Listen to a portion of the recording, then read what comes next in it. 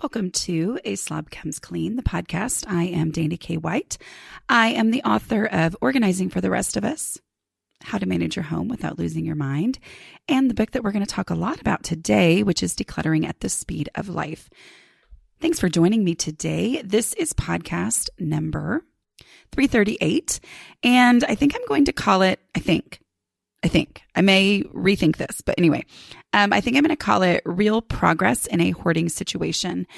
So this is a unique opportunity that I had to have a conversation with someone who has personally had a hoarding intervention. And now, this is 10 years after that fact. It was anyway, I can't go into too many details, but I think you'll be able to figure out as we talk.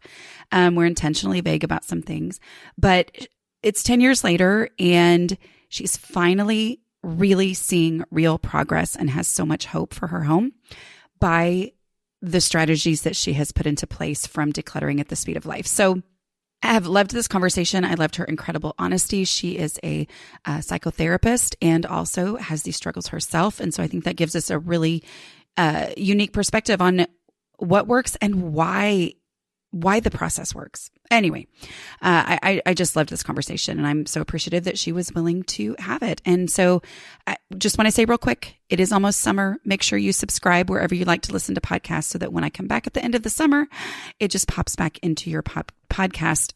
It pops back into your podcast app instead of forgetting about me after summer. So, okay, let's get to the interview. Okay. We are here to talk with Jessica. Jessica agreed to come on the podcast because I think she has a lot of really valuable insight to share. Jessica is in the middle of her own process right now. She's working in her own home, but she has a unique history. So before we get started though, Jessica, you want to tell me a little bit just about your current life situation? Hi, I'm Jessica. And I am a licensed psychotherapist. I do therapy, background in social work, and trying to help others. I have ADHD, diagnosed with OCD under that umbrella of things. I've moved like probably 12 times in my life. Most recent was from a 1,000 square foot apartment, 2 bedrooms with tons and tons of cabinet space. I moved into this tiny, tiny, tiny back house where I don't even have a bathroom drawer. When I moved in here, I had 12 wardrobe boxes of clothing. I have 2 closets here that are 3 feet by 3 feet. So you are living the reality of the container concept. I am in the tiniest container. So let's talk about how we got connected. So I heard from you and you told me a little bit of your story. First of all, you told me that decluttering at the speed of life has helped you significantly, which always gets my attention, of course, because that is my baby that I put out into the world. So I love hearing that.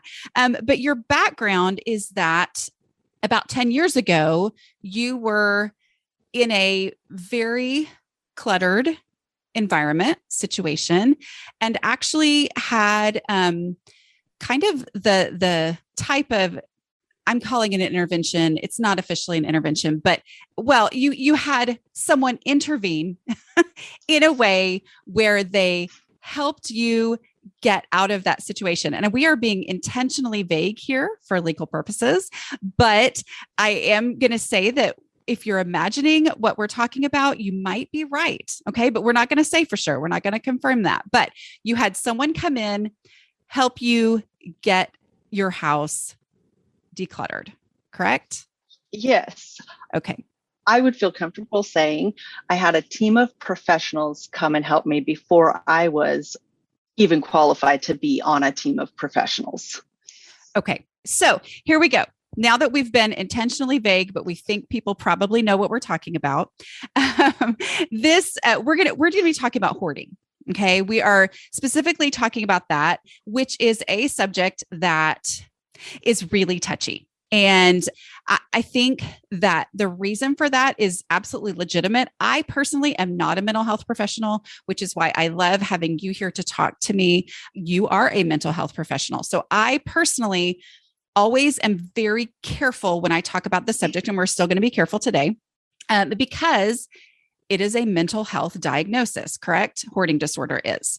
Yes. But one of the things that, just briefly go through how what you were saying to me is that, yes, there's hoarding disorder, but there's always something more, right?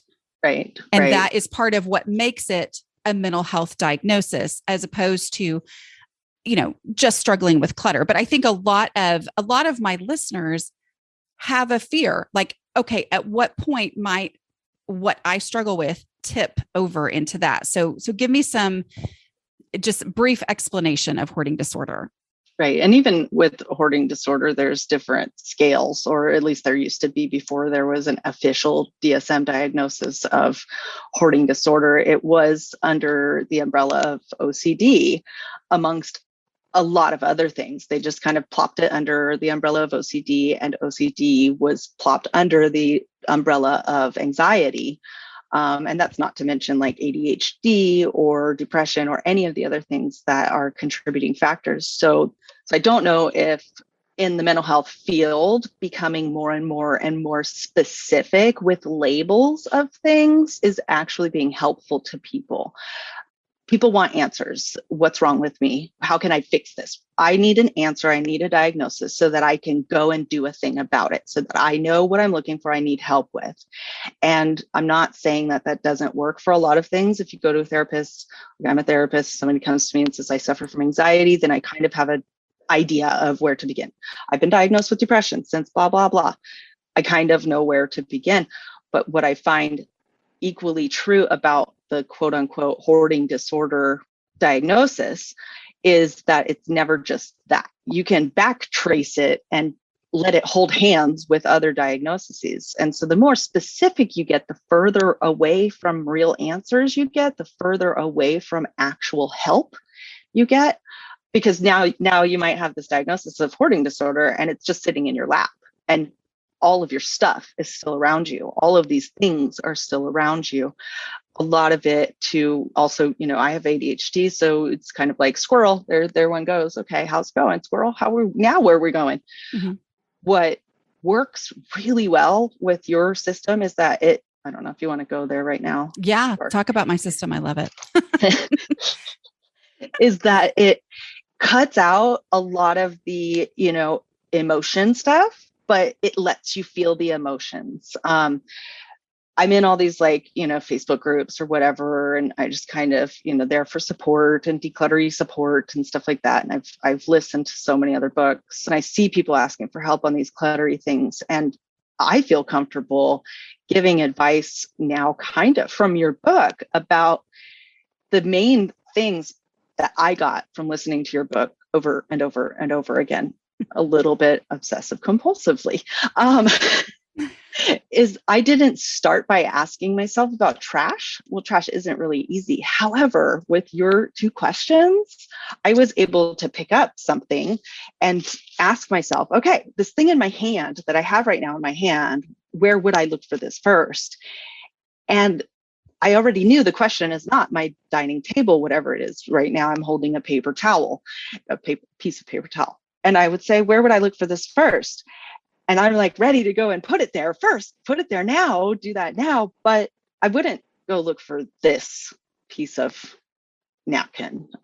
So then the answer is trash. So it was really helpful for me to kind of cut through I could use this for something, or this is something that brings back these memories, or like, I'm going to forget all these things if I put this in a donate box, that kind of stuff that is under the fear of the hoarding disorder. Mm-hmm. What if I need this and I don't have it? Well, like, you make it very clear. Well, if you have it and you don't know where you're going to look for it, or where you would look for it, is the key.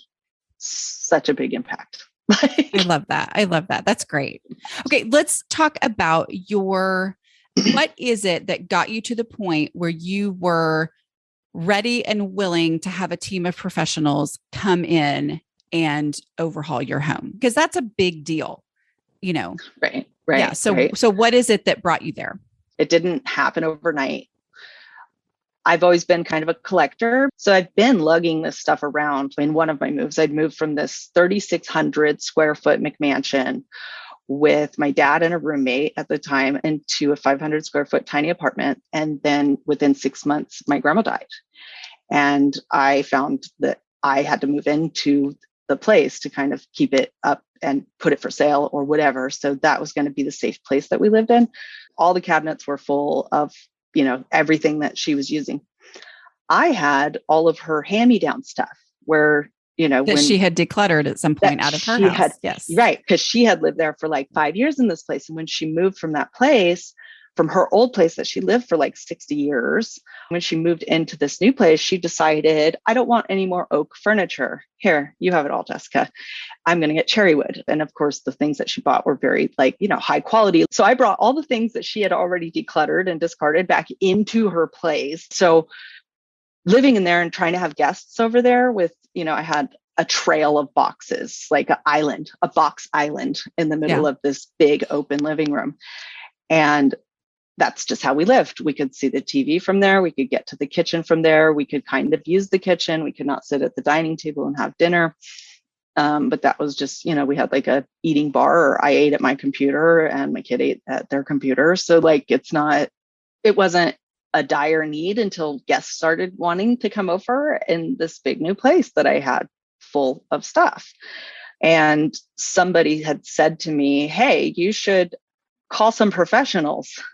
And I had no idea what that even meant. I had never heard of like hoarding disorder or even think that I had OCD. I knew I had ADHD from when I was younger. And so I am the one. Nobody called for me. Nobody asked anybody to come. They just suggested it to me. And I was like, oh, well, wait a minute. There are professionals out there. I didn't know anything about professional organizers or anything like that, which also I love about your book is that it very clearly distinguishes that those are three totally separate things: cleaning, decluttering, and then now my brain just stopped on the third one. And the daily stuff. Right. Yeah. Right. Yeah. Those things are three totally separate things. Whereas any one of those things for me turned into an all-day marathon event that took me 2 days to recover. Then you become helpless and hopeless. Or you feel helpless, like nothing is going to help me. This is just how it is.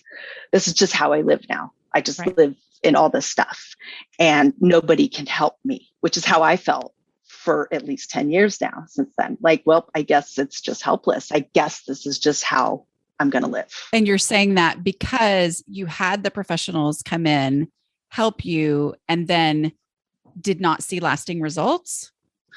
In such a short amount of time, I was unable to grasp any long-term any long-term sustainability. And a lot of that is visual. The visual progress that you talk about is so important. It's so when I therapize with people, I tell them, whatever your age is, I tell them, give yourself high fives, give yourself gold stars. You did a thing, you put on your shoes, you did these things. And what that does is it gives your brain little hits of dopamine and it makes you want more. So here's my, and I believe me, I know that hindsight is 2020. I know that, so my understanding of your situation, we're not going to say how it is that I have this understanding, but anyway, let's say you had a big stack of empty boxes. Here's where it was making me crazy, because there's a big stack of empty boxes, which is full on procrastinator. 100%. It is easy. We could break down these boxes and remove them immediately. Right. And yet you had a lot of super deep, emotional, seemingly traumatic conversations about very emotional clutter. If it was me, the first thing we would do is have a win, is deal with that to the ceiling pile and visually make this place better so that you can then feel like, wow, little bits make a big visual impact and I can do something before we get to those emotionally laden things. That is just my hypothetical. No, it's totally real. You have to build up to it. You Yes. have to do the practice. You have to see little wins. When a professional organizer or even a therapist just dives in to like, let's talk about this big trauma in your life, your brain stops working and can no longer tell the difference between a crumpled up piece of newspaper to like this inherited beautiful photo frame. Your brain stops because your subconscious doesn't even let you get there anymore. Your subconscious is like, I'm going to protect this human. It turns you into fight or flight mode, and it doesn't even let you go there. So it helped you. It helped you to see that there was an in between. I have not seen visual progress until I stumbled upon your book. I kind of work people up to this is decision making, which is an executive functioning skill of decision making. So like a lot of people think that people who hoard things choose their stuff over their families. And that's not true. That's just not true. Like, right. I never was like, I want this granola box. Screw you, child of mine. Sorry. Right. No, of course not. You can cut the screw out if you want to. No, but we can leave that in there. Like, that's not a conscious decision, but like when you put 6 things in front of me and tell me to make a decision, I get it. I get what you're trying to do there. You're trying to make me make decisions. Well, I don't know how. I never knew how to make a decision of that, which is why like I love your book so much, because it does. I just found myself kind of accidentally making decisions and then going, these are decisions that I'm making right now. I just made a decision of, is this shoe in my kitchen? Where would I look for this? I would look for it in my closet. Do I even know if I have another one? And then I'd start asking those questions. Okay, that's not the project. I would look for it there. So let me go take it to my closet. And then I get to my closet and I'm like, oh, it doesn't have a friend. It doesn't have its buddy. Okay, I'm going to let this go. And then it's a very conscious, not deep emotional decision. And it's all fact-based. Right. It's all based on things outside of me. So I can blame the space. I can blame the fact that there's no pair for it and all of that. So it's not like, did I make the right decision or not? It's just, these are the facts. Right. Yeah. And like asking myself, how do I feel about this? Or where did this come from? Maybe I could sell it. Maybe so-and-so would want it. I lived with piles of stuff. Even with the professionals there at my house in person, I had just piles. That was not me making decisions. And like that part in such a short amount of time, and even like some of the aftercare work that I had to do, nobody ever was like, hey, Jessica, wait, let's back this up. You don't even know how to make a decision. So let's work on that for a minute. All the emotional stuff and the questions and the, could somebody use this and could I use it? I'm pretty creative. I could use everything. Absolutely. Does that mean I'm going to? No, I don't have the space in here either. So like when you say like, give things an intention, like what is this room meant for? I have a second bedroom here. They're tiny. These rooms are teeny tiny, but it could be a bedroom. I've been calling it a spare room. I've been calling it a craft room because that's where a lot of my crafts are. I can't do crafts in there. So when I heard you in the book, I was like, okay, I'm going to start calling this my storage room for now. For where I am now in this process, I'm calling that a storage room. And it's beginning to function like a storage room. Before, it was a container that had been Tetrised together. It was not a storage room. It was a Tetrised storage container where if I had 4 days off of work, one whole day was pulling things out of that, things that I was going to do as a project. I'm going to go through my VHS tapes today. So I got to go get to them. And to get to them, I have to tunnel into this. That takes a whole day. My brain is done for that day. And then I would spend 2 days of my 4 days off stuff shifting around. How is it different now then? And I'm asking you this legitimately, like, what is it about, instead of just saying spare room, craft room, and it was functioning as storage. How is it different actually giving it the name storage? It wasn't functioning as storage. That's the key. It so wasn't now you're making it functioning. function that way. Yeah, it was just existing as a storage container that I didn't have to look at. It's behind 2 closed doors. When I decided I wanted to get into a quote unquote decluttering project, which to me meant also cleaning. And also, also then the daily stuff was just in another pile. So I couldn't do it all in 4 days. The 4th day before I had to go back to work would include just me putting all that stuff back into the container of the room. So the difference here is that in order for me to be calling it a storage room, I have to be able to get into it and get things from it. So it's a shift in that I'm seeing visual differences. Like I can see I only have 2 tiny counters in my whole tiny kitchen. They're very small and I can see them now. I've not seen them the entire time that I've lived here. When I went in there and just started grabbing things from the top layer and was like, where would I look for this thing? I noticed that I had probably 5 different bins, including one whole baking pan, like a glass casserole dish of like screws and shoelaces and random things that I had been collecting to be put away, quote unquote, away at some other later point in time. Well, not only did I not know where away was, but that would mean that I would have to look at all that stuff again later. And then that's the nasty trick that makes your brain think that you have to make decisions constantly. And also people who have been surrounded with stuff for most of their life, or like negative space, empty spaces, is extremely uncomfortable. It is a layer of comfort that is there that, whether there be trauma or not, whether it just be, in my peripheral vision, there are things. So you said though, that you've got 2 counter spaces that have been clear. Has it taken you time to adjust to those spaces being clear? And have you gotten to the point where you appreciate them being clear? When it's completely empty, going from a state of piles and piles of things to completely empty is totally uncomfortable for me. It's uncomfortable and my brain instantly wants to put things there. It's like, oh, I have all this new room now. Oh, I could put this plant there. I could put this picture there. No, that's not functional. That's not. But you are adjusting. I am adjusting.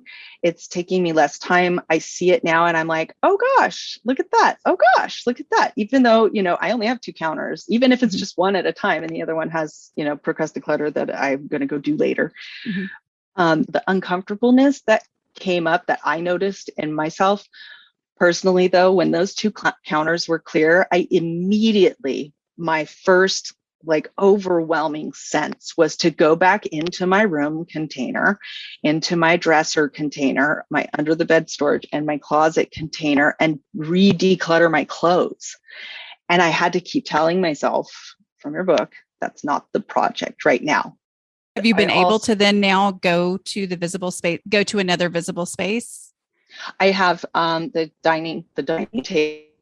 I almost got rid of it on Saturday, which was wild to me. I was like, okay, no, I'm not going to get rid of this I even took the chairs outside and was like, I'm just going to put these outside and somebody will take them.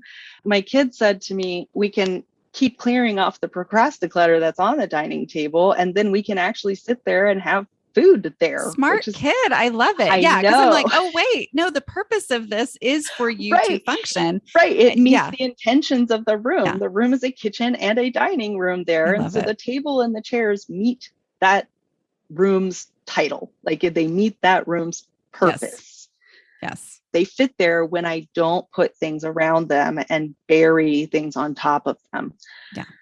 Let's talk about what was your number one? I know you've said, what helped you go make progress without feeling like you were making difficult decisions.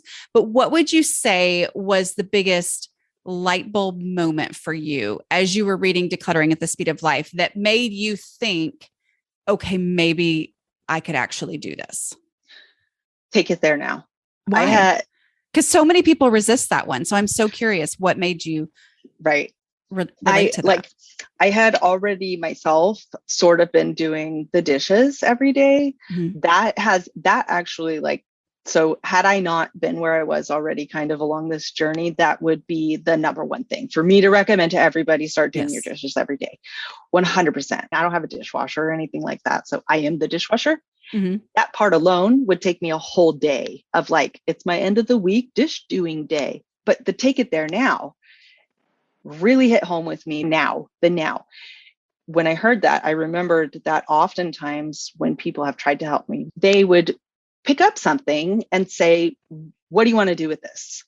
It's not a concept that my brain can understand at that point when you're standing in my kitchen touching my stuff and moving things around. Most of the things, I had an idea of where I would put it or even where it would go. Most of my kitchen was procrastination stations. Yeah. I was able to stand there for 30 minutes to an hour and point to things to my mom or to my kid. I was able to point to them and say, well, that drill goes in the drill tote that's in the quote unquote spare bedroom, which now I refer to as a storage room. Or those shoes, they just need to be put away, or that jacket just needs to be put with my. So in my brain, I was narrating this. That just needs to be put to where it has a place. By the time I was done explaining to even myself, I was done. My brain could not even then, like, it was already overwhelming and I had already used up all of my mental energy to where my physical energy. There were times that I even thought, Jessica, if you just put things away, then your life would be so much easier. A lot of this stuff, and you'd be surprised. I mean, I guess you wouldn't be surprised because it's a very big part in your book.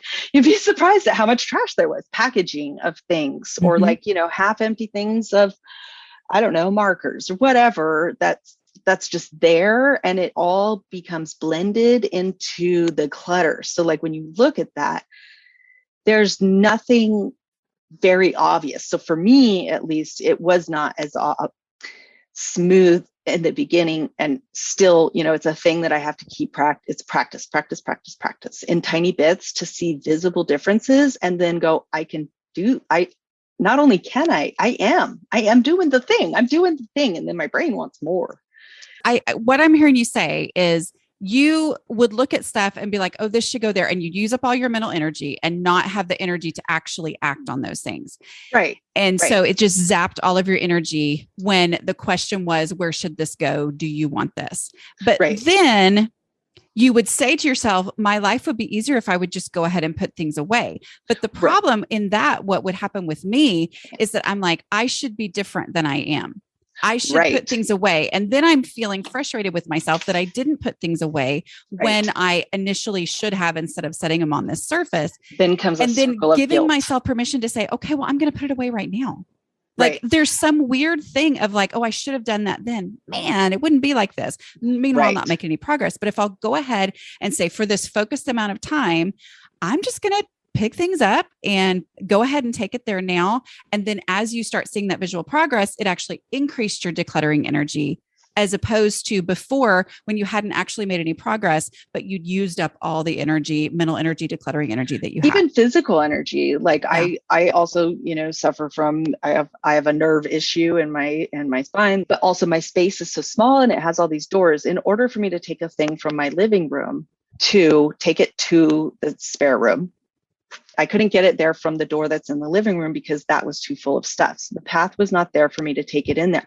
I would have to go through the kitchen, through my bedroom, through the bathroom to take it to where I knew that it belonged. So this was easy before stuff. the would I? Yeah. Yeah. It already has an established home. Yes. Right. Yeah. Right. And so the fact that, like, with ADHD, it's almost impossible to walk through a place and not get distracted. But by keeping on a mission of, that's not the mission right now, Jessica. Your mission is not to go through this spot where you're putting this or to dust this even, or just to, oh, now I've got to vacuum and do this giant thing, where my whole entire goal for that moment was to put the screwdriver back in the tool chest. And then that's it. And that's success. That's success, right? That's a win. I did that thing, and then go back over to the point where I started and look at the next thing. And like, it took me a lot of that, and my body hurt. Yep. My brain hurt. there's a lot of finagling and moving sideways in my place because of how tight squeezed it is. So there was a lot of that, but that forced me to be kind to myself in a way of like, it doesn't all have to be done right now. And it's okay if I just do this one thing right now. Do what you can while you can. And I stopped using up all of my mental and emotional energy of, the pressure of, oh God, I've got to go here and there and do that. And then if I'm going to do that, then that means I'm going to have to pull out this tote. And that means I'm going to have to look at this tote. I'm going to have to see what's in this tote. I'm going to have to do the whole tote of like, my deceased person's belongings and like, or my childhood toys or whatever is in the way of things, to where my brain would just not. And then like, then streaming services would just take over and, or, like kind of disassociating through, I don't know, some online game on my phone or whatever. And even if I only do 5 things, it's becoming easier for me to be like, oh, well, this also belongs there, or I would also look for this there. It sounds like you're making traction, like you're starting to develop some traction. How long was it before you started to feel that this is making a difference? Really? So I had listened to your book at least twice and was still trying to also, again, overthink it all. Over like, I was listening and being like, all right, I'm going to put this plan into place. And then my dad said he was going to come over and hadn't been here in over a year. And I was like, okay, my only goal is to have a place in the living room where he could sit wherever he wanted to. And also if he gets an inkling to, or a hankering to sit at the dining table, those were the goals, is to have a space to eat lunch, if that was the thing, and a space in the living room. And then I took the tools from your book and I made those things happen for that day. And one day, it was an exhausting day, but that with those 2 things. And then I saw, clearness. I saw less things. I took a bigger bag of trash out to the trash can. It made me look at things, your visibility rule of that I put into full force that day. I was like, if my dad walks in here, he's going to come in this door and he's going to look at this. And then I put myself physically into that position and was like, this is the visibility, to where my brain had not seen that. Yes. From that angle. Yes. I'm used to moving around my stuff. I'm used to shifting around. I can tell somebody, when my kid has had to house sit for me and calls and is like, where's the, I don't know, even the cat food, whatever, where's this? I would be like, take two left turns. Okay, move 1 foot forward, just off of the top of my head. I'd have to visualize all these things. That's so exhausting to have to carry all that around in your brain. Like yes. Oh my goodness. What a good point. Yes. I have to carry all that around in my brain and then be able to translate it to somebody else when I'm not there. That's crazy making. And then I'm exhausted. So we talked about your thing that was the biggest light bulb was to take it there now. Okay. Let me ask you this, because this is something, and I share my solution to this, and maybe you know it from the book, but I would like to know your personal experience with it, because you've said it kind of several times. And that is, I take something to where I would look for it first, and that space is its own mess. And my advice there is to remove something to make the space for this, even though you're not going to make it perfect. Can you tell me any of your personal experience with that? Does that work for you? Yeah, it has. It has so far. Somebody gave me a serger, which apparently is the thing that I need to solve all of my sewing things when I want to do things for sewing. The answer is get a serger, and I don't want to. Somebody gave me a serger on the Buy Nothing group. The serger is here as a foster belonging. It's going to go to my friend, but I kept tripping over the serger, and it made me look over at this mosaic set that had been shifted around back and forth. I was like, okay, I'm not going to make mosaics. I'm not going to do that anytime soon at all whatsoever. I took that out, and then the serger fit right there.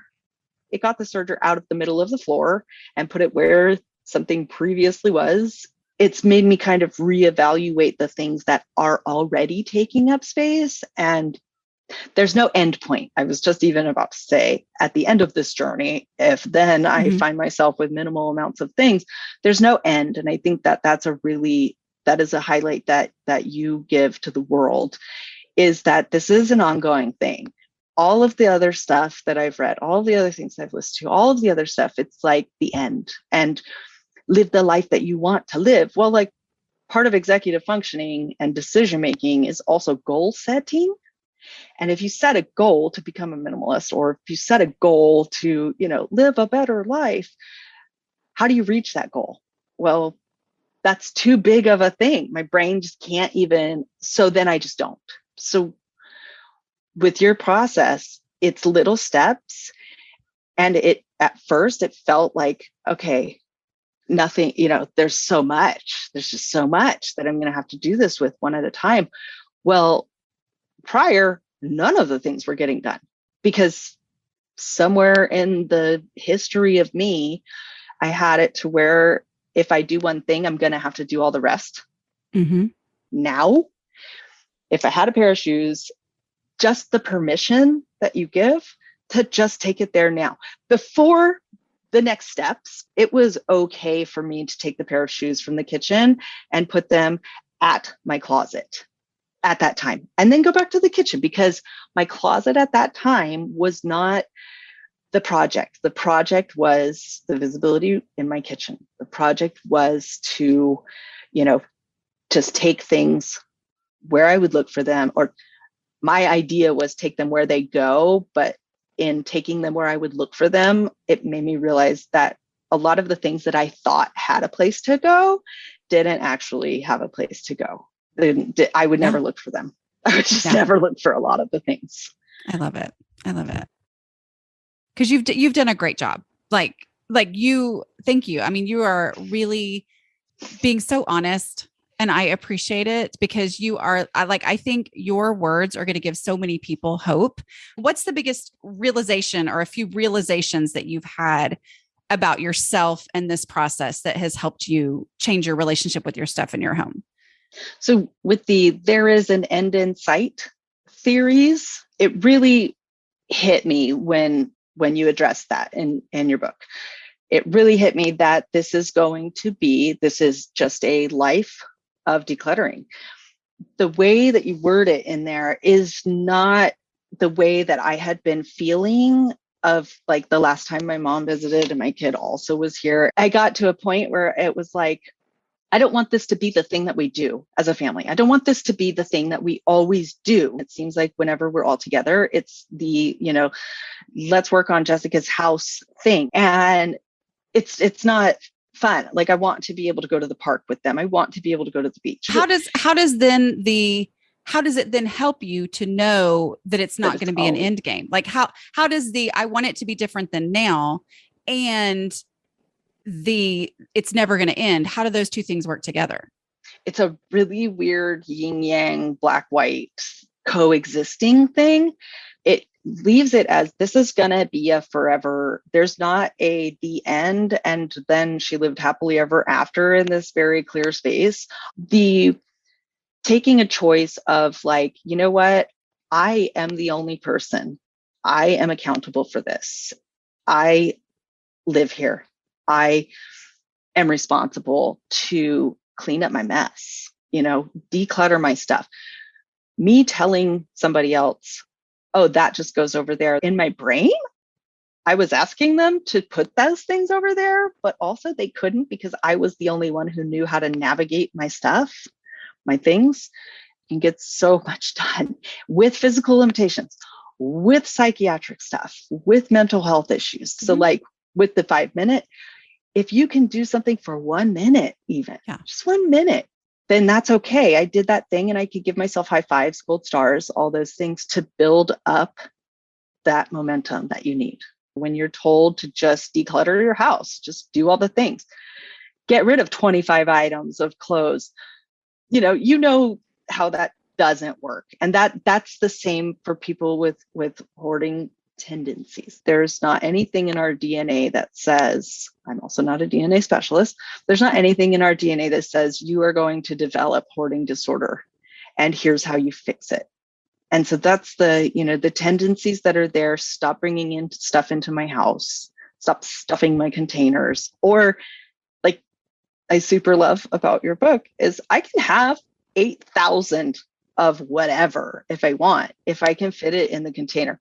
when I got to the container concept in your book, I had just received the 4 boxes of totes that I had ordered because they were like out of stock, out of stock, out of stock. So when I got to the container concept part that said, the answer is not to go out and buy a bunch of containers, I sat down, my jaw dropped as I looked at these 4 boxes of 40 new containers that I had just brought into my house. And I was like, okay, Jessica, let's try not to use all those, because the thought that I had was I just need to shove all this loose things around my house into these containers. That's going to solve all my problems. Well, no, it doesn't. It didn't. No. It didn't at all. Mm-mm. Yeah. Now I can open all the files in my filing cabinet. Before I couldn't. I'd have to take 15 steps of things. Move this Tetris cube over here to the left and be careful. Don't let that one fall on you. It's like a danger zone. But I knew where things were. I just couldn't necessarily get to them. Well, Is there anything else that you wish I would have asked you? If I can just say something, I guess, okay. to just be kind to yourself, because the guilt and the shame of the guilt that I feel that I couldn't have the spare room for somebody to come and stay in, that's all guilt, and it just compiles. It makes me feel hopeless, and then I stop, and then it turns into like isolation, and it gets pretty dark there. They are small steps, but they are mighty, mighty, mighty in your book. Like if I would have found this, my kid would not have had to shuffle around my stuff for their whole life. They don't live here now. And they did want to stay here. And they were like, why can't you just make room for, I was like, oh, like they need a place to stay. And I don't even have room for that to happen. And the guilt of that it weighs heavy. And then you just end up like zoning out with the little practices. Even if I have to pick up a piece of trash, even if I have a gum wrapper in my hand and I ask myself, where would I look for this first? Yeah. And the answer is, wait, what did you just ask yourself? Yeah. Yeah. It makes the trash easier to see.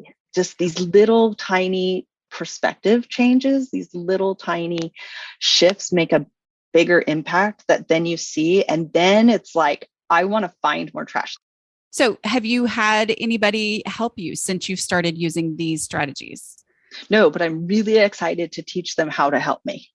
Now. Okay, talk about that, because that is an issue that a lot of people have. So what is your plan for teaching people how to help you? So everybody who's ever tried to help me in the past, including professionals, have absolutely not known how to help me. And obviously I didn't know how to help myself. So we're all just kind of standing around going, what do you want? What do you want us to do? And then they give their ways that work. And then they have like these whole sorting systems. Very hard to keep track of that. So this simplicity. So already I asked a friend, could you please rent this book from the library and listen to, I think it's section 3, chapter 18. That's the OCD part of my brain kicking in. Chapter, of decluttering at the speed of light. Yes, yes, which is helping others. And it's really meant for me to go and try to help implement these things to others. But I listened to that and I was like, God, if the people who have come to me over the years and have been like, how can I help you? What do you want me to do? They have asked all the wrong questions. Yeah. Why do you need this? Why is this more valuable than this to you in your heart of hearts and all that kind of stuff that makes me feel all the feels and do all that stuff. And then question my own instincts, question my own heart. And at the same time, my brain is also trying to make a plan of action. Like if somebody were to come over to my house right now, I would literally hand them this. I'm holding up right now the printout of the 5 steps, of which you can get at aslobcomesclean.com/5 if you would like to get the printable of the 5 steps. So you use that on a regular basis. I do. I have it on. I also have a little handwritten one that I did myself. And I would just hand them that and tell them, like, please don't steer off of these questions. And if you see me steering off of these questions, please redirect me. Like you, Dana, are very kind when you give that. You know, if you're helping somebody else, just kindly redirect them. Okay, that's fine. It's very non-judgmental. Any other question is judgy. Any other question feels judgy. Why do you want this? Well, now I'm defensive. Yes. Well, get out of my house. Why, or do you want this? And then it just turns into this big back and forth or like, what would you use this for? I don't know. I have it in my hand. What is this? What is this thing? I feel like I need it. What am I going to do with it? None of that matters. And with that, I'm curious your opinion on this. I think I know the answer, but I want to make sure that I'm thinking the right way.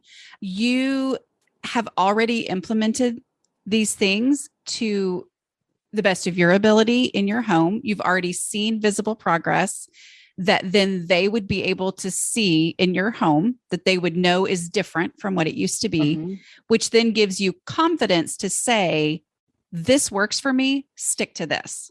Right. Where I think so many times when you just, like you've said, every time somebody would come over to your house, well, then it was, I need to help you. Well, they were just making it up as they went along. Right. And or they were telling me what things were. This is trash, Jessica. This shirt with holes instead of letting you decide. Is trash. Right. Right. But where I couldn't decide. I couldn't make decisions. It turned into a power struggle.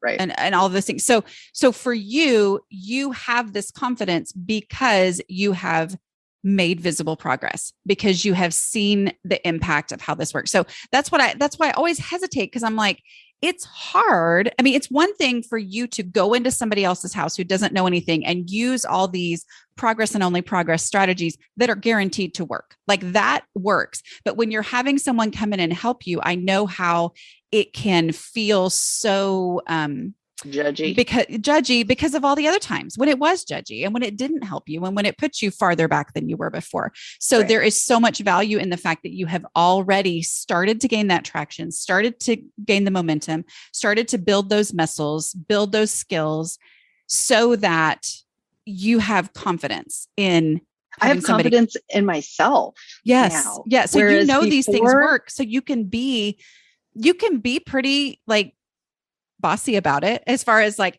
this is what I need. Keep me on track. This is how I stay on track. This is how I make progress. Right. And I don't have to get in an emotional argument. And even when it's just me and not other people, it's just me. The guilt and the shame are not building and building and building, because guilt is heavy. It is. Like, why would I want to go over there and declutter something that's going to make me feel bad about how I've been doing things this whole life? Like, this is how I am. This is how I've been living. No, but when I look at it and I'm like, oh, everybody says, all these professionals say, just get rid of this. Why do I have this? What am I going to use it for? Oh, and then I feel guilty for not using things and letting them go. Just the kindness and the non-judgmentalness of these steps is life-changing, literally. Like, love it. Thank you for this. Thank you. This has been a lot of fun. And I say fun, but it's also like really kind of, I mean, I don't know. It's meant a lot to me that to have your perspective, because I think there are a lot of people who are going to relate to exactly what you've talked about. And go ahead. Yes. Sorry. A thing too about people with hoarding tendencies is that it's not always clear. I may have already even said this. It's not always clear what is trash and what is not, because that's gotten lost in the shuffle. So what's quote unquote obvious trash to other people, for the person who's decluttering, they have to build that up. They have to build that up to even know what is obvious trash, especially people who come from like, I can use that empty, milk jug for change, or for, I could cut the top off of it and use it to be a funnel, whatever type of thing. So quote unquote obvious trash, you have to work your way up there. It's what's obvious to you. They get to decide. Obvious, so if I was helping somebody, it's what they consider trash, go ahead. But if you need to move on to the next steps, if you need to ask yourself the 2 decluttering questions about stuff that to the person helping is like, are you kidding me? This is so clearly trash. Those questions help it reveal it to you, is what you're saying, right? Right. So oftentimes, like seeing pictures of people that are like, this is a hoarder's house or whatever. People looking in from the outside are like, this is just junk. That's all junk. Well, calling my stuff junk, that gets you out of my life real quick. I created my own buy nothing group because there wasn't one in this area. And I was like, I want to make sure that my stuff goes to people who love it and that they're going to do a thing that I want them to do with it and honor this stuff. And I'm going to be the hero. Right. I'm going to be the hero. I gave away some sheer curtains. The person who wanted them then later told me, I'm going to repurpose these to make them be grocery bags, like vegetable bags, produce bags for in their fridge. Okay.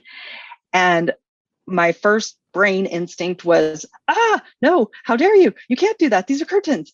And then the change of mentality in me was very clear at that moment as I hesitated handing her these curtains because I was going to maybe bring them back into my home and wait for the right person who was going to hang them and use them as curtains.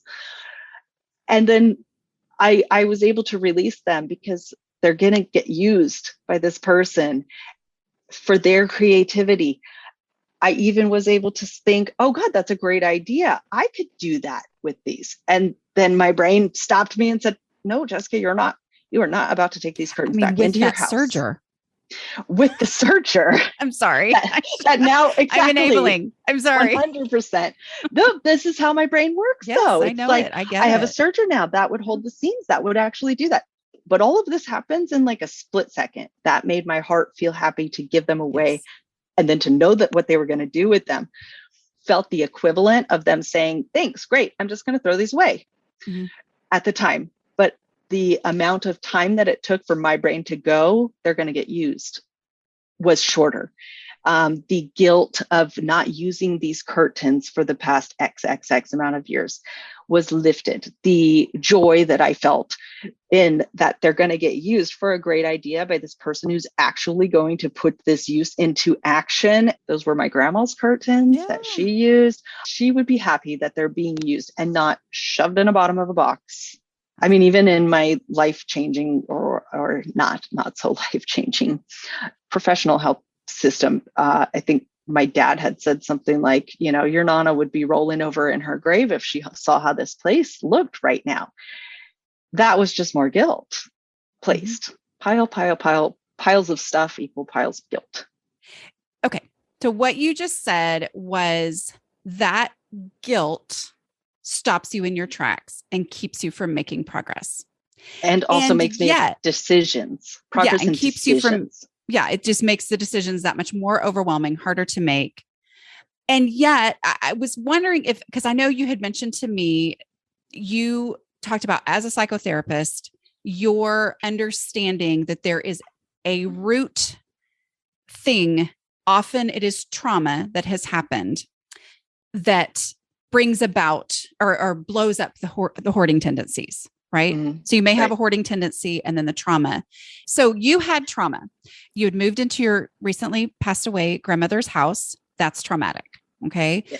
The other thing that you had shared with me is the realization that you missed out on a lot of your childhood and a lot of your things that you were holding on to represented childhood. Correct? Yes. Do you feel like you had to know and understand that trauma before you could make progress? Or do you feel like it's possible to make progress before you have explored and figured out your trauma? Does that make sense? Yep, it makes sense. Perfect sense. When you can realize that things are traumatic in your life. I had been telling my story of Jessica, my life. I moved here when I was 9, blah, blah, blah, blah, blah. These are things that happened to me. These are things that didn't happen to me. But you can't just plop some trauma realizations into somebody's lap without their brain sucking it all back in. So any kind of realizations have to come kindly and non-judgmentally. When you feel like you're being judged for things, when I was told, oh, well, you're collecting 80s toys because you really didn't have a childhood because you had a baby as a child, then my brain was like, you're judging me. All that is judgment. And then my brain was like, no, I can't make any decisions now. I can't make any progress forward now. Thanks for making me realize the reason. That doesn't help progress, though. That does not help. Just knowing the reason didn't help with the progress. Not at all. So do you feel like from your experience and your professional knowledge, do you feel like the tools themselves, even before the realization, are valuable? Or do you feel like you have to have the realization to be able to use the tools, meaning my tools, my steps? Your steps are usable without any realization of trauma, without any decision making, really. The glory of your tools is that you're not very bluntly, directly telling somebody they need to make a decision. They're just doing it by having a donate box and a black trash bag, which going to put this where I will look for it, where I would look for it. Should First. I ever need to look for it? I'm going to put it there now. And then you ask the second questions. And it's, even if it's a gum wrapper, where would I look for this? Okay, well, maybe I would look for this gum wrapper, make some little origami. Who knows? Whatever. Right? I know. Believe me, I get it. But there's not a vast pressure to make fast decisions. And a lot of professional organizers and a lot of even like, a lot of therapists are even like, you've got to make decisions. You got to make decisions. And what I've learned in my practice, my therapeutic practice, doing therapy with other people, is that you've got to build and take tiny, tiny steps. So the pressure of making giant decisions, even if it's, do you want this pair of shoes or that pair of shoes? Which one do you want? Make the choice. That just makes people shut down. And when there's trauma involved, your brain shuts down for you. You don't think of it. It's not a choice. You don't have a choice to be like, you know what? This is all too overwhelming. I'm just not going to think right now. If that was a decision I was able to make, then, I would choose a different decision. Your brain doesn't let you, though. So with these steps, they're very small. They're very little. And like the only real decision that I'm making to begin with is, where would I look for this first? And the decision that's there underlying in that one is, would I look for this, period? Mm-hmm. Then it's like, oh, you know what? No, I wouldn't look for this. And then I make the decision. Do I want to throw it away? Do I want to put it in the donate box? Not 80 other questions in between there. Not guilt of not using it, not guilt for it being ruined. A thing with, hoarding is a lot of the things that are uncovered are ruined and no longer usable. And when you see things again, with these quick makeovers, and you see things again, it brings up all the feels, all the things of when you first acquired something or when you first got it or how you remember it, how I remember my grandma using these things.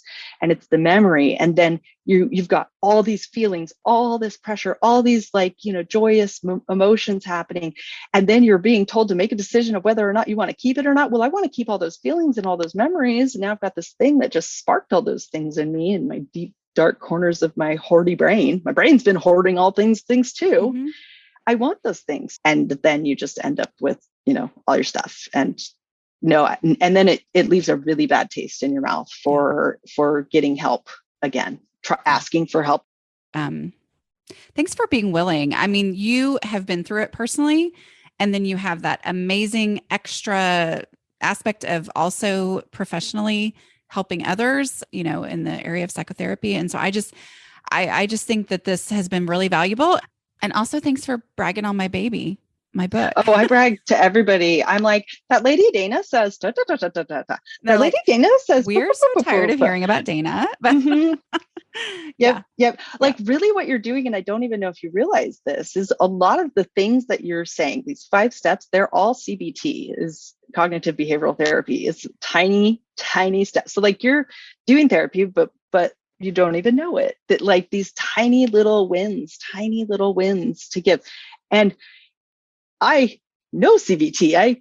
I do CBT with people, and it still didn't occur to me until it was put to me in a way that you put it, of like, this is how to apply these things in my for real life and my daily life. And if nothing else, I do the dishes, and sometimes that's even too much for me. Sometimes that's even too overwhelming. And then just do them again tomorrow. And then I just do them again tomorrow. Yeah. And then I give myself a high five, a good job. I give myself, my friend, she's my like accountability person, but not in a naggy way. I'm like, I did the dishes today. And she's like, yeah, you did the dishes. Just like, celebrate my wins. Don't remind me of what I'm not doing. Right.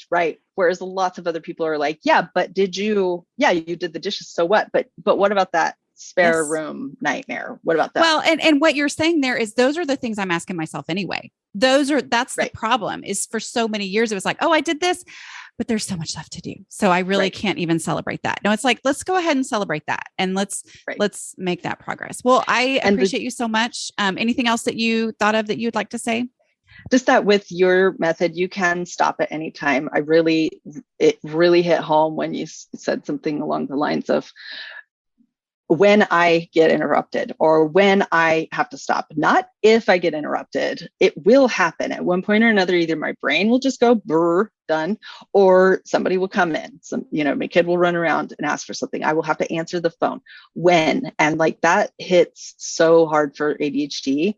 Like you still get the win of doing whatever it was, the little thing. So that to me, I'm like, yes. And it takes you farther. It takes you way farther than feeling like a failure. I did more in my kitchen in one day with your book on repeat, in one day to clear the counters and clear the table than I have actively, quote unquote, working on my house for the past 5 years in this house. I am not inventing something here. It's literally just explaining what a lot of people don't even know needs to be explained. Right. And so then those of us who don't see it that way are left like, what are y'all talking about? Like why doesn't this work? Everything you say doesn't actually work because the things haven't been explained that needed to be explained to me because other people don't even know they need to be explained. I don't know. No, right. For these kind of things, these never even occurred to people like me. These things would never, because things just skip 8,000 steps to like the end. Yes. And now your home is immaculate. Yay. Yes. Right. Right. And none of the in between. And a lot of people I can see, they don't need to be taught these things, but what I'm finding in my therapeutic studies and my, all that kind of stuff is people from probably age like 15 to like 55, they missed out on learning executive functioning skills. Somewhere along the way, nobody ever taught them how to make a decision or to set a goal and do things to make that goal. It's bizarre. Yeah. This works though. This works. I love it. Well, thank you so much. And I think this has been great. I think it's going to help a lot of people.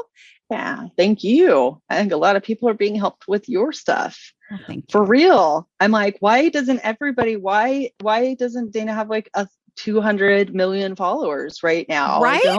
I don't understand.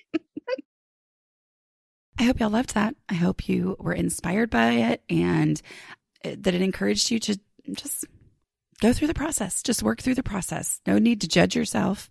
Just start working through the process. And those little wins are going to have so much power. All right. I will talk to y'all next week. Bye.